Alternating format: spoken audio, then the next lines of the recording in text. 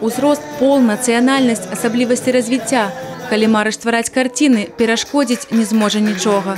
У інклюзіўным праекце «Мастацтва на роўных» прынялі ўдзел выхаванцы аддзялення дзённага знаходжання для інвалідаў тэрытарыяльнага цэнтра сацыяльнага абслугоўвання Маскоўскага района. Для іх мір пензляў і фарбаў не просто хобби. Реабилитация через творчество является одним из важных методов интеграции инвалидов в общество.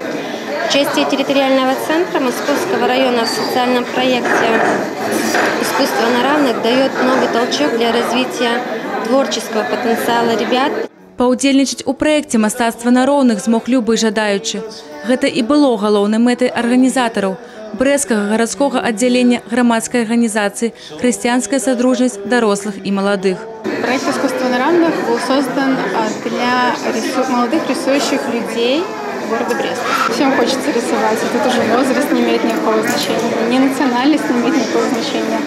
Рисовать может каждый. У рамках проекта пройшли 4 майстар-классы.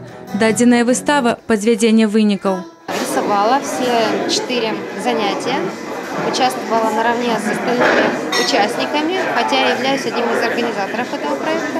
Когда все начинают рисовать одновременно, это такое доверие друг к другу. То есть люди, когда рисуют, они полностью раскрываются свои чувства, свои эмоции. Прыняли удзел у проекте и гости выставы.